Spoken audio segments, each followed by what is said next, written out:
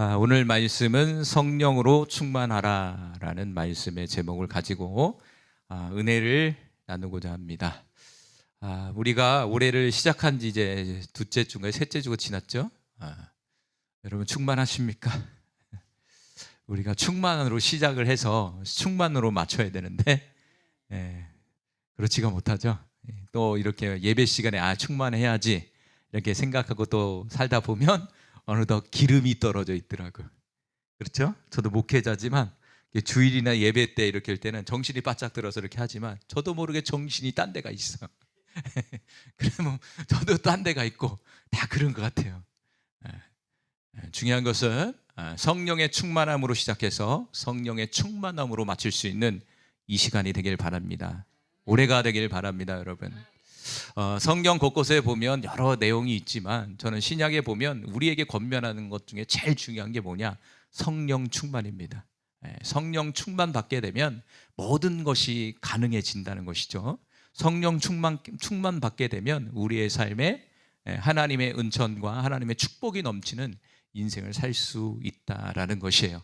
문제는 뭐냐면 성령 충만은 한 번 받는 것이 아니라 유지하는 거예요. 충만을. 성령이라는 것은 어떤 구원적인 면에서는 성령이 우리에게 한 번에 임하지만 우리가 이제 성화적인 측면에서 본다면 우리가 살아가는 데 있어서 거룩하게 갖기 위해서는 뭐냐?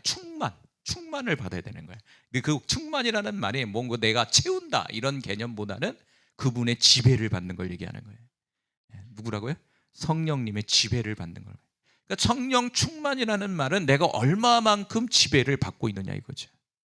그러니까 우리는 늘 깨워서 그 성령님의 지배를 받아야 돼요. 제일 중요한 게 어딜까요? 생각의 지배, 감정의 지배, 육체의 지배, 더 나아가 영의 지배, 더 나아가 우리의 삶의 지배, 더 나아가 사역하시는 분은 사역의 지배, 통치라고 그러죠. 통치를 받아야 됩니다. 그래서 우리가 오늘도 성령의 충만함을 통해서 지배의 역사, 그분의 놀라운 은혜가 저와 여러분이 나타나길 바랍니다. 자, 오늘 본문의 에베소 5장 18절은 성령 충만에 아주 잘 쓰는 성경 구절이죠. 다 외우는 성경 구절이잖아요. 그렇죠? 다 암송하셨죠? 엄청 많이 들은 말씀인 거예요. 술 취하지 말라. 이는 방탕한 것이니 오직 성령으로 충만함을 받으라. 이렇게 말했다는 거죠. 이 성령 충만을 이게 설명하는 데 있어서 왜 술이라는 걸 이렇게 표현했을까요? 술을 취하지 마라. 오직 성령의 충만함을 받아라. 그러니까 성령 충만이라는 게 약간 술 취한 것과 같은 거예요. 표현을 한다면. 술이 취하면요, 이 감정의 우리의 어떤 지적인 부분이 마비가 돼버려요. 내 뜻대로 난 꼭 똑바로 걷고 싶은데 막 이렇게 막 비틀비틀해지고, 나는 이런 얘기를 하고 싶은데 막 헛소리가 나가고. 왜 그럽니까?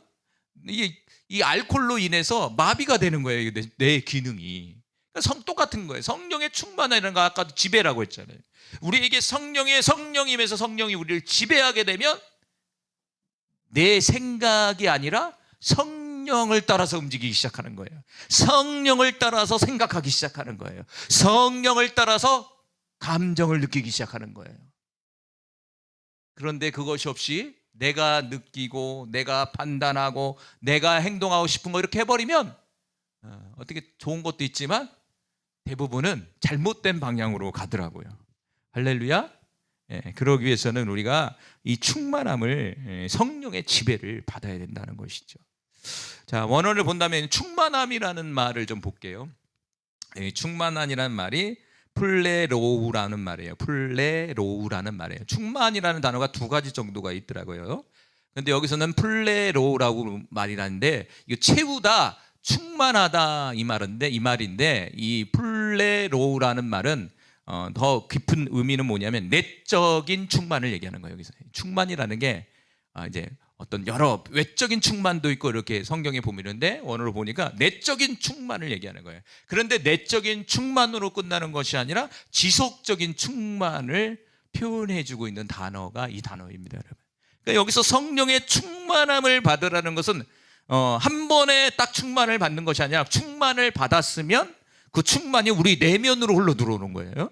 우리의 내면의 충만함을 통해서 이 충만을 지속적으로 유지하는 거. 지속적으로 유지해라. 이 말이 오늘 본문의 말씀인 거예요. 오직 성령의 충만함을 받으라, 이 말이요. 그러니까 지속적으로 받아야 되는 거예요. 지속적으로 여러분이 유지를 해야 된다는 것이죠. 유지하고 계세요? 그 유지를 하려고 그러니까요, 방해 요소들이 너무 많잖아요. 사실은 이 시간도 여러분이 기름 떨어진 거 다시 채우러 온 거예요, 사실은. 그렇죠? 넘치게 채워지길 바랍니다. 그럼 여기서 끝나는 것이 아니라 넘치게 채워서 이제 여러분이 그거를 내일도 유지하고 있어야 되는 거예요. 이제. 내일 모레도 유지하고 있어야 되는 거고. 이 유지가 관건이에요. 이 신앙생활에 있어서 유지라는 게 제일 중요하더라고요. 이게 지금의 상태를 유지하기가 너무 어려워요. 지금의 상태를 넘어가는 것도 어려운데 지금의 상태를 내가 유지하는 것도 어렵더라고요. 이게 유지가 잘 되는 사람은 지금의 한계를 넘어설 수가 있는 사람이 될 수가 있는 거예요. 그런데 지금의 상태를 잘 유지하지 못하면 더 큰 너머의 충만함으로는 갈 수 없다 이거죠, 여러분. 할렐루야.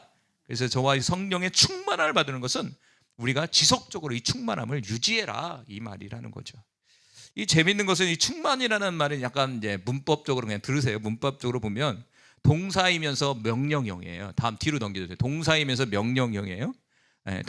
동사는 이제 움직임이죠. 뭔가 움직임이 하는데 명령이라는 거예요. 성경에 보면요, 하지 말라 이런 게 곳곳에 많이 나온단 말이에요. 근데 저와 여러분은 말라라는 얘기가 어떻게 되면 해도 그만, 안 해도 그만 이렇게 들린다는 거예요. 성경에서는 말라 이렇게 했단 말이에요. 말라라는 것은 뭐냐면 선택이 아니라는 거예요. 선택이 아니에요. 필수라는 거예요. 필수. 믿음의 사람들에게 있어서 성령의 충만은 필수라는 거예요. 성령의 충만을 유지하면서 사는 거죠. 동사니까 살아가는 거예요. 성령의 충만을 유지하고 지금도 살아가야 된다는 거예요. 그러지 못하면 뭐 어떻게 되는 거예요?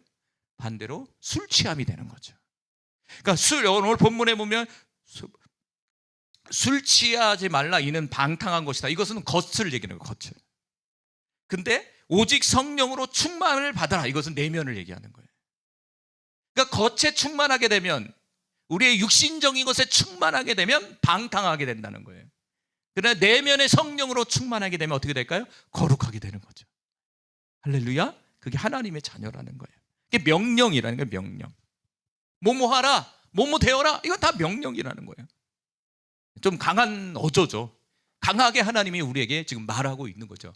오늘 이 시간도 강하게 우리에게 지금 말씀하고 있는 거예요. 성령의 충만함을 받아라. 그래서 오늘 기도는 다른 기도보다도 성령의 충만함을 주십시오라고 기도를 하셔야 돼요. 할렐루야. 그 기도만 하세요. 오늘은 40분 기도하는데 성령의 충만함을 주십시오. 그러면 이제 끝나고 나면 웃으면서 나가겠죠. 기쁨이 임해서. 그러면서 이 문법적으로는 현재형이에요. 현재형. 현재형이라는 건 지금을 얘기하는 거죠. 그런데 오늘 본문에서 뭐라고 했죠? 이 성령 충만은 지속적인 거예요. 그러니까 현재형이니까 지속적으로 유지하라는 거예요. 지속적으로. 충만이라는 것을 지속적으로 유지해라라는 거죠. 그러니까 단발적인 게 아니라 계속적으로 지금 유지하고 있어야 된다는 거죠. 그러면서 또 수동태요. 그냥 들으세요. 수동태는 것은 내가 스스로 채우는 것이 아니라 하나님의 도움을 통해서 채우는 걸 얘기하는 거예요. 충만이라는 것은 내가 충만하고 싶다 그래서 막 이렇게 충만한 게 아니라 하나님 내게 충만함을 주세요라고 기도했을 때 그분이 은혜를 베풀어서 부어줘야 충만해진다 이거예요. 이게 기독교의 신비예요. 내가 아무리 노력하고 발버둥 쳐도 안 돼요. 뭐가 있어야 됩니까? 하나님의 은혜가 있어야 돼요. 내가 예수님을 만나고 싶고 하나님을 믿고 싶다고 아무리 발버둥 치고 부르짖어도 하나님의 은혜가 없어버리면요, 안 돼요.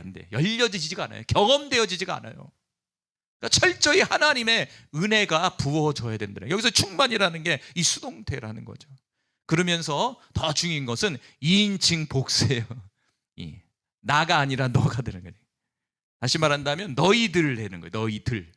너희들 복수니까 2인칭. 너희들이가 뭐냐면 공동체를 얘기하는 거예요. 공동체. 나 하나로 끝나는 것이 아니라 우리 모두를 지금 얘기하는 거예요. 여기서는 문법적으로 보면 처음 공부인데, 문법적으로 보면 우리 지금 여기에 이 자리에 모이는 우리 모두가 뭘 받아야 된다? 성령의 충만함을 받아야 된다 이거예요. 그래서 옆 사람이 성령에 충만하지 못했다, 그럼 여러분 기도 속에 하나님 우리 아무개에게 성령의 충만함을 주세요라고 기도하세요. 중보기도해야죠. 나로만 끝나는 거. 내가 충만 받았으면 잘 살펴봤다. 충만 받지 못한 사람 있나? 그러면 그 사람을 위해서 기도하는 거예요. 여기서 충만이라는 것은 공동체를 얘기하는 공동체. 2인칭 복수니까 우리 모두를 얘기하는 거예요. 그래서 이 시간 우리 모두가 성령의 충만함이 임하기를 간절히 소망해요. 그래서 외적인 것으로는 자신을 채우는 것은 자신을 방탕하게 내놓는 것이다, 오늘 본문에. 그러나 오직 내적인 충만, 그리고 더 나아가 성령의 충만을 받고 지속적으로 우리에게 받음으로 말미암아 하나님의 역사를 이루라. 이것이 바로 오늘 본문의 내용이라고 볼 수가 있다는 거죠. 그렇다면 이 성령 충만함이 임하면 어떤 사람이 될까요? 성경에 보면 성령의 충만해서 어떤 일들을 이루어가는 모습들을 우리에게 지금 비춰주고 있거든요. 그래서 세 가지 정도로 볼 수가 있어요. 만약 우리가 성령 충만한 사람이 된다면, 성령의 충만함을 늘 유지하면서 살아가게 되면 어떤 일이 벌어질까요? 어떤 사람이 될까요? 첫 번째로 같이 읽어봅니다. 시작. 성령 충만할 때 명철과 지혜가 충만한 자가 됩니다. 할렐루야. 우리가 성령의 충만함이 임할 때 우리는 어떤 사람이 되냐? 명철한 사람, 지혜로운 사람이 된다는 거예요. 기왕이면 부자가 되면 좋은데 성경은 부자라고 얘기하지 않고 명철과 지혜로운 사람이 된다는 거예요. 그런데 성경에 보면요, 명철하고 지혜로운 사람이 부자가 되는 거예요. 할렐루야. 우리는 부자가 돼야지 명철하고 지혜로운 사람이 생각하는데 아니에요. 바뀐 거예요. 성경은 먼저 우리에게 명철하고 지혜로운 사람이 되어야 우리에게 부유가 따라온다는 것이죠. 순서가 바뀐 거죠. 그러니까 성령 충만 받을 때 이것이 임한다는 거예요. 자, 창세기 41장 38절과 39절에 보면 그 대표적인 사람이 누구냐? 요셉이라는 사람이에요. 요셉이라는 사람이 구약의 성령에 충만한 사람이었어요.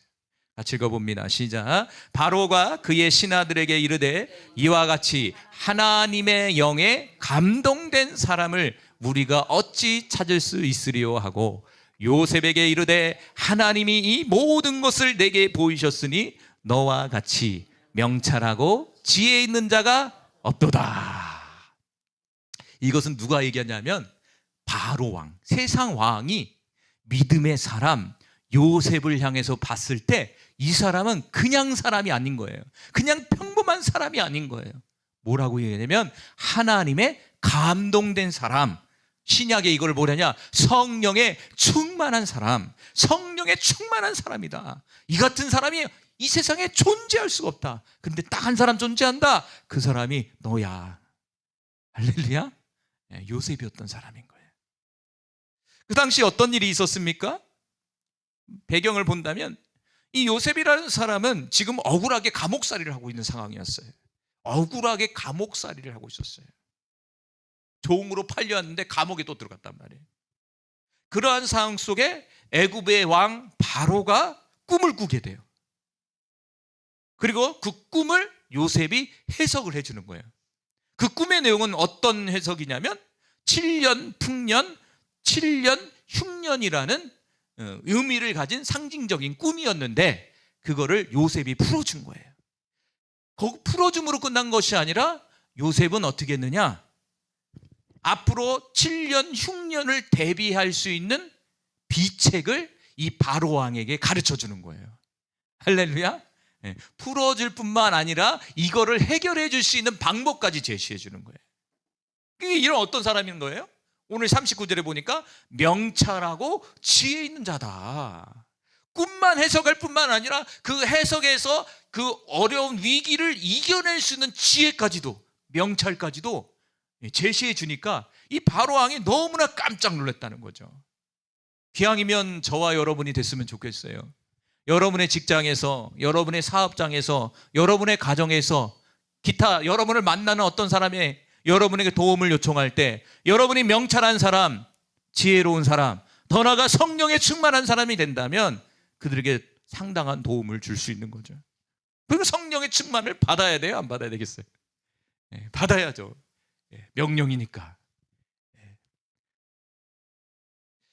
자, 명철이라는 말이요. 명철이라는 말이 히브리어로 빈이라는 말이에요.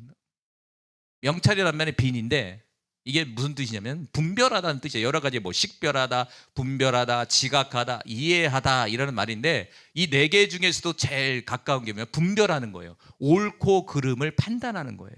그러니까 명찰이라는 이 빈이라는 뜻이 뭐냐면 올바른 판단력을 얘기하는 거예요. 올바르게 판단하는 거예요. A와 B가 있으면 거기에서 무엇이 맞느냐, 무엇이 더 이익이 되느냐, 이거를 정확하게 판단할 수 있는 어떤 능력, 이게 바로 명찰이에요. 명찰. 이건 우리에게 너무나 필요한 거예요. 우리는 하루하루를 살아가는 데 있어서 판단할 때가 많잖아요. 결정할 때가 너무 많잖아요. 내가 병원을 가야 돼, 말아야 돼, 오늘 이 사람을 만나야 돼, 말아야 돼, 오늘 예배 가야 돼, 가지 말아야 돼. 뭐 직장 생활 하시는 분은 힘들잖아요. 몸이 힘드니까. 아무래도 날씨가 추우니까요. 저도 꼼지락거려. 움직이기가 싫어. 교회가 2m인데도 그냥 위에서 설교 준비해야지. 추우니까 내려가기가 싫어. 그러지 않습니까? 네. 그래서 수많은 우리가 이 어떤 결정을 해야 된다는 것이죠. 그래서 우리의 인생을 보면요, 이렇게 쭉 제가 뭐 나이가 많지는 않지만 이렇게 쭉 보면은 이게 결정을 잘못해서 잘못된 판단으로 인생을 완전히 망치는 경우가 상당히 많더라고요. 여러분, 뭐가 부족한 겁니까? 명찰이 부족한 거예요. 명찰이. 옳고 그름을 잘 분별할 수 있는 은혜가 나타나길 바랍니다. 그러기 위해서는 충만 받아야 되는 거예요. 그러니까 충만을 유지하면 잘 결정해요. 근데 충만을 유지하지 못하면 잘못된 선택을 할 수 있다는 거. 참 그게 안타깝죠. 그래서 기도하라는 거예요. 목사님들이 늘 뭐 하랍니까? 목사님, 제가 이렇게 했는데 이걸 해야 돼요? 말아야 돼? 이렇게 물어보면 뭐 합니까? 결정해 주지 않습니다. 목사님들은요. 뭐 하랍니까? 가서 기도해 보십시오 라는 거죠. 왜? 그 기도 속에서 충만함을 받고 판단할 수 있으니까. 지혜는 또 뭘까요? 지혜. 명찰하고 좀 달라요. 지혜. 지혜란 말이 학함이라는 말이에요. 학함. 다시 말하면 현명하다. 들어봤죠? 이 사람 참 현명하다. 딱 들었을 때 참 지혜롭다. 그런 사람이 있잖아요. 그러니까 이게 학함이라는 말이 어떤 말이냐면 어떤 실천적인 어떤 실질적인 것을 얘기하는 거예요. 실제적인 거. 그러니까 어떤 명찰이라는 것은 어떤 지적인 어떤 이 지각에서 나오는 것이에요. 판단력은. 그런데 이 지혜는 뭐냐면 실제적인 삶에서 나타나는 어떤 것이에요. 그가 참 지혜롭게 행동한다 이 말이죠. 그 말이가 맞던 거예요. 지혜롭게 행동한다. 참 거기에 딱 맞게 말을 한다 저 사람. 그렇죠? 그 상황 속에서 엉뚱하게 말하는 사람이 있고 그 상황에서 잘 지혜롭고 그 사람을 이해시키고 그 사람을 잘 이끌어줄 수 있도록 이런 말의 능력을 갖고 있는 사람이 있어요. 그런데 실제적인 거. 그러니까 여기서 학함이라는 말이 삶을 살아가는 데 있어서 기술과 능력, 다시 말해 실제적인 어떤 실천적인 모습들이 그런 것을 여기서는 지혜롭다, 현명하다라고 얘기하는 거예요. 그러니까 그 지혜 안에 뭐가 있냐면 명찰, 빈이 있는 거예요. 빈이. 두 가지를 가져야 되겠죠. 우리의 삶 속에 실제적으로 지혜로운, 현명한 사람이 되고 더 나아가 어떤 상황 속에서 명찰하게 잘 분별해낼 수 있는 그런 사람이 되어야 된다는 거죠. 그러니까 그 사람이 누구였느냐? 바로 요셉이었던 요셉이라는 거예요. 우리 쉬운 말로 하면 똑똑하고 처신을 정말 잘하는 사람이에요. 그런데 그 이면에는 하나님의 영에 감동된 자였다. 성령에 충만한 자였다. 참 우리는 그걸 알면서 그렇게 살아가지 못할 때가 너무 많죠. 안타까워요. 그게 안타까워. 다시 한번 우리의 마음을 상기시켜서 충만함 받기를 바랍니다. 그래서 잠언서 13장에 보면요, 지혜를 얻는 자, 명찰을 얻는 자가 복이 있다 이렇게 표현해요. 읽어봅시다. 시작. 지혜를 얻는 자와 명찰을 얻는 자는 복이 있나니. 여러분, 복이 무엇입니까? 지혜를 얻고 명찰을 얻는 것이다. 그러니까 지혜와 명찰은 그냥 얻어지는 게 아니에요. 그냥 내가 스스로가 어떤 몸을 터득한 게 아니에요. 우리가 얻어야 된다는 거죠. 누구로부터? 하나님으로부터. 그래서 야고보서에는 지혜가 부족하거든 하나님께 구하라고 말씀해 주고 있어요. 그러면 지혜와 명철을 얻게 되면 복을 누리는 사람이 되는 거예요. 여기서 복이 있다라는 말은 뭐냐면 히브리어로 에셀이라는 말이에요. 이게 뭐냐면 복을 받은 상태를 얘기하는 거예요. 복을 내가 받아야지 이게 아니라 복을 누리고 있는 사람을 얘기하는 거예요. 그러니까 복을 누리고 있는 사람의 특징이 뭐냐? 지혜를 얻고 명철을 얻는 사람이에요. 그러니까 지금 오늘 나오는 이 요셉은 상황 속에서는 감옥이었지만 하나님 보시기에는 뭐냐? 복을 누리며 살고 있는 사람이었다는 거예요. 그러니까 지혜와 명철은 어떤 외적인 부분에서 드러나진 않아요. 내적인 부분에서 드러나는 거죠. 그런데 그 내적인 부분이 어느 날 열매를 맺는 거예요. 그래서 어떻게 됐습니까? 요셉은 총리가 됐어요. 총리가. 뭐가 됐다고요? 감옥에서 어느덧 총리가 돼버렸어요. 창세기 41장 41절 읽어봅니다. 시작. 바로가 또 요셉에게 이르되 내가 너를 애굽 온 땅의 총리가 되게 하노라 하고 노예였어요. 깜빵에 갇혀있는 뭐라고 그러죠? 죄수였어요. 참 기구하죠 인생이. 근데 뭐가 됐어요? 결국에는 총리가 된 거예요. 인생 역전을 시킨 거예요. 총리 몇 살? 30세. 30세. 10년 이상 노예와 죄인으로 살았어요, 이 사람이. 그런데 꽃을 핀 거예요. 할렐루야? 네, 꽃을 피는 거예요. 현재 당장은 명찰과 지혜가 나에게 이익이 되지 않는 것 같지만 어느 날 꽃을 피는 거예요. 그러니까 성령의 충만함도 똑같은 거예요. 하나님 뭐 성령 충만해서 맨날 주의 일하고 뭐 전도하고 이거 더 있어 이렇게 얘기할 수 있겠지만 성령 충만을 받고 그것을 늘 유지하고 살게 되면 어느 날 그 충만한 역사가 저와 여러분의 인생의 삶 속에 반드시 열매로 드러나게 돼 있어요. 우리 하나님은요 절대 그냥 외면하지 않더라고. 반드시 그 수고에 대한 열매가 있어요, 여러분. 마치 농사가 봄에 씨를 뿌려서 가을에 추수하듯이 여러분이 뭔가 심었다면 그거에 대한 대가가 주어지는 거예요. 이게 그 하나님 얼마나 감사해요. 그래서 성령의 충만함은요 오늘 우리에게 이 명철과 지혜를 줄 뿐만 아니라 하나님의 복을 누리면서 살아갈 수 있는 사람으로 만들어준다는 거예요. 오늘날의 요셉이 될 수 있는 은혜가 넘쳐나길 바랍니다. 두 번째로 성령에 충만하게 되면 우리는 어떤 사람이 됐냐 읽어봅시다. 시작. 성령 충만할 때 예언과 진리를 선포하는 자가 됩니다.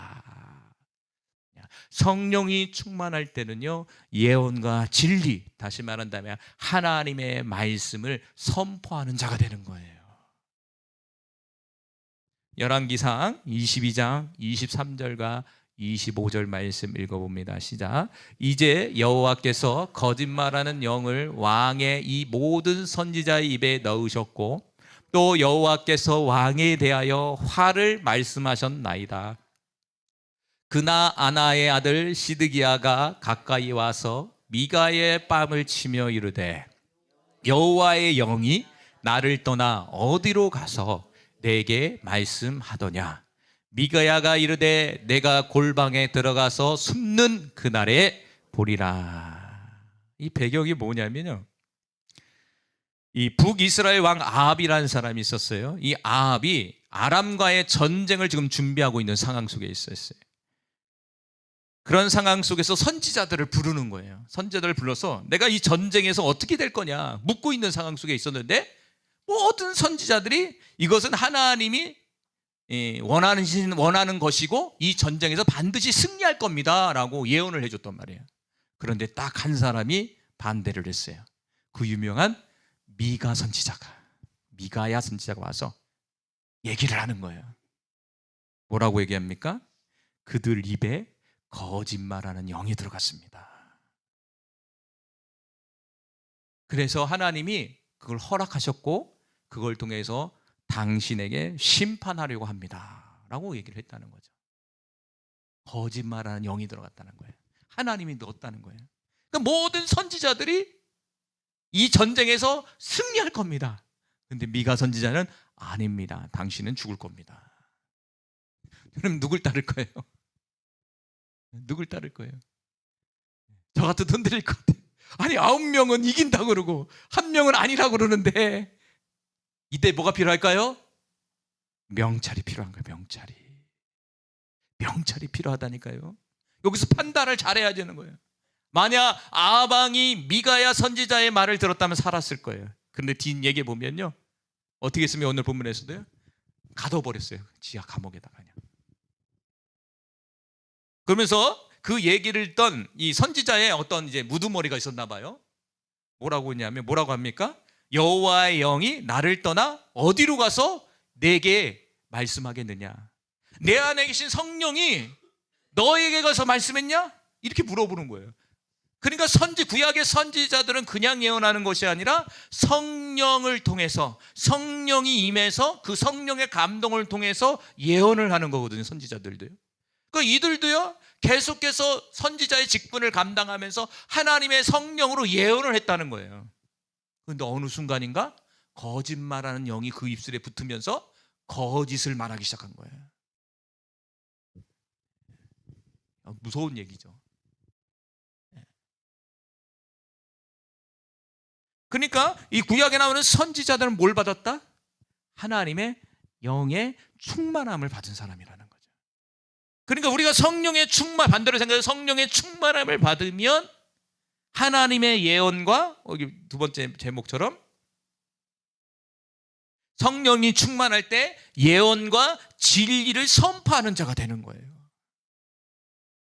그런데 성령 충만 아니라 악령이 충만하면 하나님의 말씀이 아니라 마귀의 말을 하기 시작하는 거예요. 사탄의 말을 하게 하는 거예요. 죽음의 말을 하게 하는 거예요.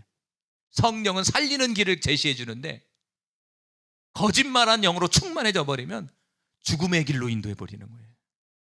할렐루야. 말 충만 받아야 됩니다. 우리의 말에 진리가 머물기 위해서는 충만함이 저와 여러분에게 있어야 된다는 거예요. 여러분, 에스겔서 14장 9절에도 보면요, 동일하게 경고하는 말씀이에요. 읽어봅시다. 시작. 만일 선지자가 유혹을 받고 말을 하면 나 여호와가 그 선지자를 유혹하게 받게 하였거니와 내가 손을 펴서 내 백성 이스라엘 가운데서 그를 멸할 것이라. 그러면 선지자들이 왜 거짓말하는 영에 붙들렸을까요? 여기서 설명해 주고 있잖아요. 유혹을 받았다라는 거예요. 무슨 유혹을 받았을까요? 선지자들이 유혹을 받은 거예요. 테스트하는데 그 넘어간 거예요. 미혹에 넘어가 버린 거예요. 성령에 충만해서 지금까지 잘 예언하고 하나님의 말씀을 대언하고 있는데 어느 순간 그걸 분별을 잘못해서 거짓 영에 딱 붙들려 버린 거예요. 그 순간 그 사람은 어떻게 됩니까? 하나님의 심판을 받는다는 것이죠. 이게 얼마나 무서운 거예요. 그러니까 선지자는 늘 무엇으로 충만해야 될까요? 성령의 충만함이 늘 있어야 되는 거예요. 특별히 선지자는요. 구약의 선지자는 늘 성령의 충만함을 유지하고 있어야 되는 거예요. 오늘날 우리 그리스도인들도요, 우리의 말에 진리의 말, 생명의 말, 하나님의 예언의 말씀이 우리의 마음속에 입술에 붙어있기 위해서는요, 늘 성령의 충만함에 유지하고 있어야 되는 거예요. 성령 충만하지 못한다면 우리의 입술이요, 거짓말이 나가기 시작해요. 비진리가 나가기 시작하는 거예요. 누군가를 죽이는 말이 나가기 시작하는 거예요. 특별히 말로요. 보면요, 말이 참 무섭더라고요. 이게 말이 거친 분들이 있어요. 이렇게 보면. 근데 보통 사람들 이렇게 아니면 또 자녀들에게 막 거칠게 나가요. 막 이게 자녀들에게 막. 저도 가끔씩 나가긴 해요. 막 이렇게 이 자식 저 자식 이러면서 나가긴 하는데 이거 이러면 안 되는데 나도 깜짝 놀래. 충만함이 없는 거예요. 이게 말에서. 충만한 사람은요, 말로 알 수 있어요. 말이면 어떻게 되죠? 부드럽습니다. 어떤 상황 속에서도요, 감정이 안 나갑니다. 사랑의 말이 나가기 시작합니다. 진리의 말이 나갑니다. 입술에서 하나님의 말씀이 선포되기 시작합니다. 입술에서 전도의 말이 나가기 시작합니다. 그 사람을 이해하는 말이 나가기 시작합니다. 할렐루야. 안타깝게도 구약에 나오는 선지자, 충만함을 유지하지 못한 거죠. 결국에는 유혹을 받아 넘어가 버린 거예요. 우리 충만함을 유지해서 우리의 입술에 진리가 넘쳐나기를 간절히 소망해요. 그래서 요한복음 16장 13절은요, 진리의 성령이 이 땅 가운데 그래서 왔다는 거예요. 성령이 왔다는 거예요. 읽어봅시다. 시작. 그러나 진리의 성령이 오시면 그가 너희를 모든 진리 가운데로 인도하시리니 그가 스스로 말하지 않고 오직 들은 것을 말하며 장래일을 너희에게 알리시리라. 진리의 성령이 우리에게 임하면 우리를 진리의 하나님으로 인도해 주신다는 거예요. 그리고 이 진리의 성령님은 그냥 혼자 말하는 것이 아니라 하나님으로부터 들은 것을 우리에게 말해주고 장래에 되어질 일들을 가르쳐 주신다는 거예요. 누가? 진리의 성령님이. 그러니까 성령 충만 받게 되면 이 일이 벌어지는 거예요. 지금까지 인생 속에서 여러분이 진리의 인도를 지금 받고 계셨어요? 받아본 경험이 있죠, 다들? 지금도 받고 계십니까? 네.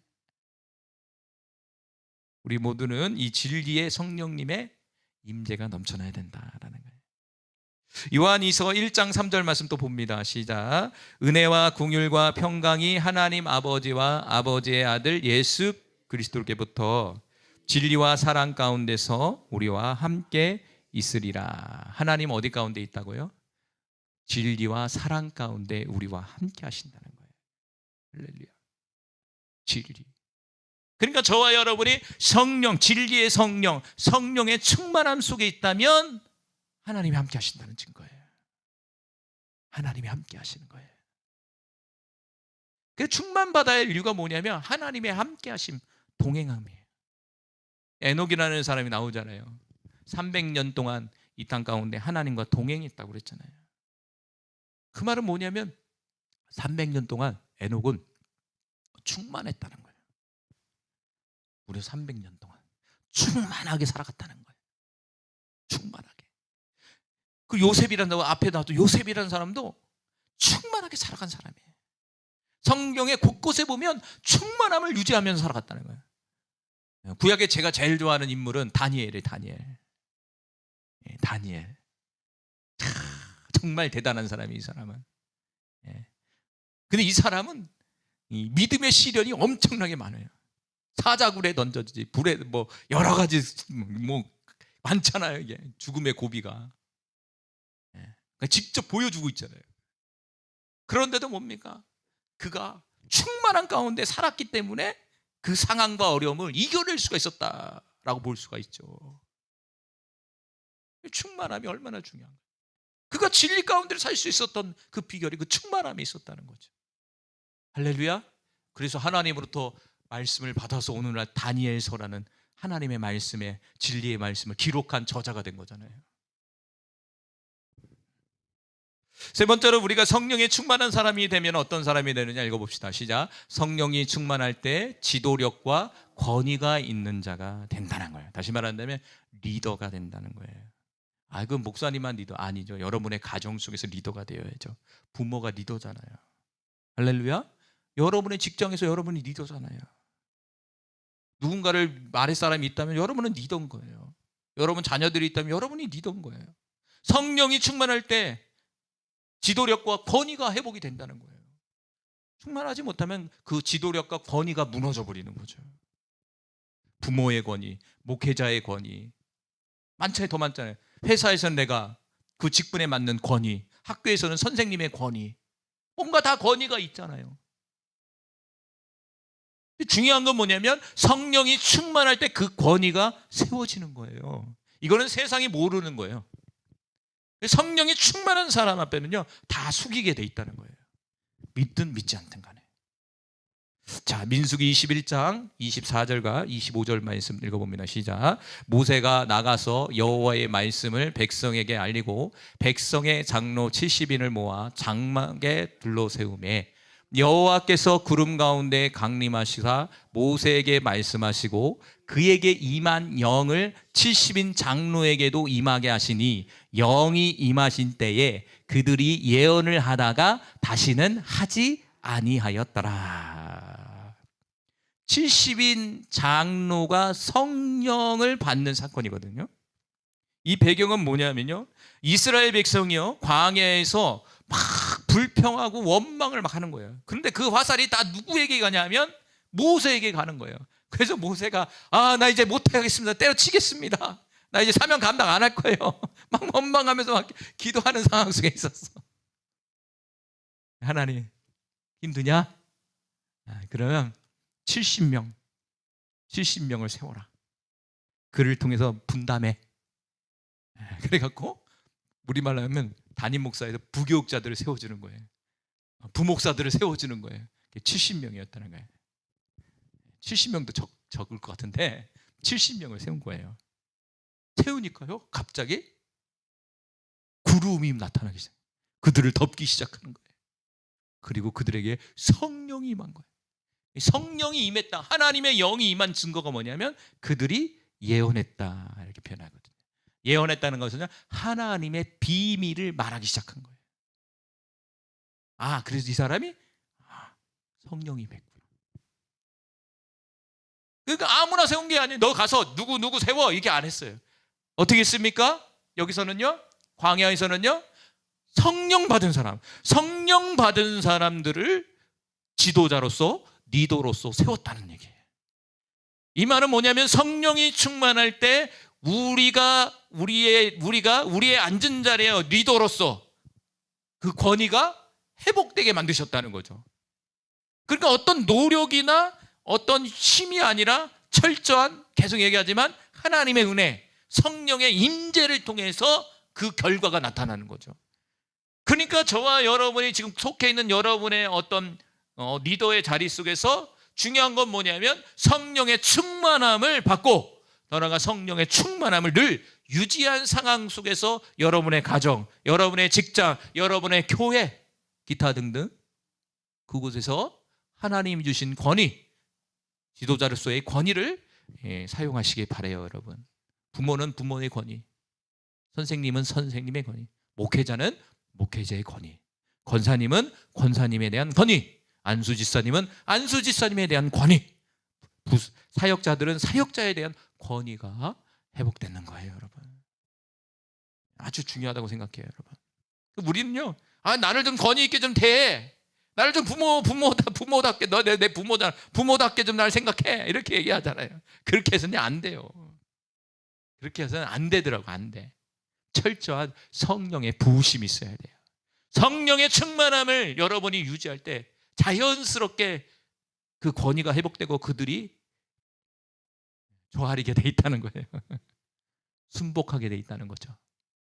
그 관건이 충만함에 있다는 거예요. 할렐루야. 자, 민수기 27장 18절 말씀도 봅니다. 시작. 여호와께서 모세에게 이르시되 눈의 아들 여호수아는 그 안에 영이 머무는 자니 너는 데려다가 그에게 안수하고. 아멘. 여기서도 보면 이제 눈의 아들 여호수아잖아요. 모세가 이제 사명이 끝났어요. 그럼 후계자를 세우는데 뭐라고 써요? 하나님이 딱 지명해 주는 거예요. 네가 원하는 사람 말고 내가 원하는 사람 여호수아를 세워라, 이러는 거예요. 우리 같으면 내 마음대로 해버리잖아요. 이 사람 세워야지. 아니에요. 하나님 딱 지목한 사람 여호수아를 세워라. 근데 지목의 목적이 뭐예요? 그 사람이 뭐라고 했죠? 그 안에 영이 머무는 자, 성령이 있는 자, 성령이 충만한 자. 이렇게 쭉 보니까 이 눈의 아들 여호수아라는 사람이 성령이 충만한 사람이었다는 거예요. 이 사람이. 그렇죠? 보면은 정탁금 사건 중에서도 이 갈렙과 여호수아는 너무나 충만한 사람이었어요. 저들은 우리의 밥입니다. 충만했어요. 늘 모세의 뒤를 따르는 사람이었어요. 여기서도 보면은 리더가 누구냐? 성령의 충만한 사람이었다는 거예요. 자, 사사기 3장 10절 말씀에도 볼 수가 있어요. 읽어봅시다. 시작. 여호와의 영이 그에게 임하셨으므로 그가 이스라엘의 사사가 되어 나가서 싸울 때에 여호와께서 메소보다 마야 왕 구라 리사나임을 그의 손에 넘겨주심에 운니엘의 손이 구산 리사나임을 이기니라. 이 사사 시대에도요, 하나님이 사사는요 그 이스라엘 민족을 이끄는 리더였거든요. 지도자였거든요. 사사라고 얘기해요. 근데 그 조건도 뭐냐면 하나님의 영이 임해야 돼.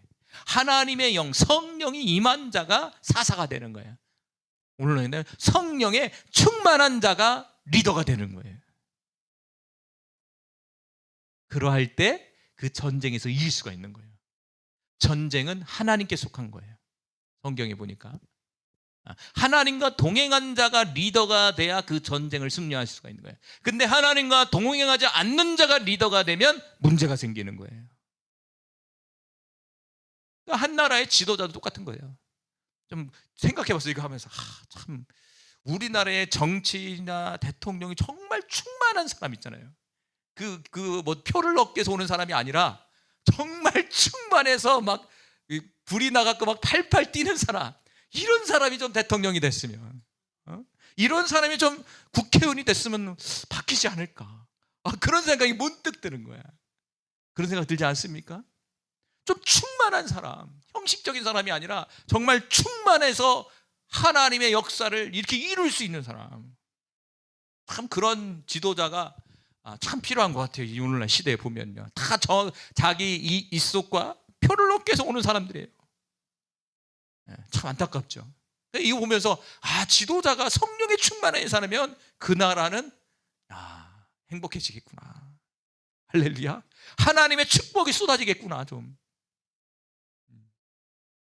그러니까 이 오늘 사사기에도 보면 성령에 충만한 자가 사사가 되는 거예요. 그러니까 뭐 받아야 됩니까? 성령의 충만함을 우리가 받아야 되는 거예요. 할렐루야. 우리의 권위를 회복시켜야 됩니다. 세상에서 무너진 이 교회의 권위도 있잖아요. 얼마나 많이 무너졌으면, 교회가 얼마나 교회 권위가 무너져 버렸어. 근데 뭐 잘못 이런 것도 있지만 뭐가 없냐? 성령의 충만함에 성령의 역사가 사라지기 시작하면서, 교회 안에 성령의 역사가 사라지부터 그런 거예요. 외부로부터 손가락질하지 말고 우리 내면 속에서 지금 각 교회가 지금 성령이 지금 충만하지 못하니까 그 권위가 다 추락해 버리는 거예요. 우리는 자꾸 외적으로 따지는데 성령의 문행이 지금 사라지고 있는 거죠. 보면은 교회가 권위를 가질 때는요, 성령의 역사가 강력하게 나타날 때가 70년대, 그렇죠? 80년대 요 사이가 얼마나 강력하게 우리 한국교회 성령의 역사가 강력했잖아요. 그러니까 모든 정치는, 모든 사람들은 교회를 우러러보고 권위 있게 보고 그랬잖아요. 지금은 땅바닥이 떨어져 버렸지만, 그 왜 그러냐? 성령의 충만함이 사라져서 그렇다. 할렐루야.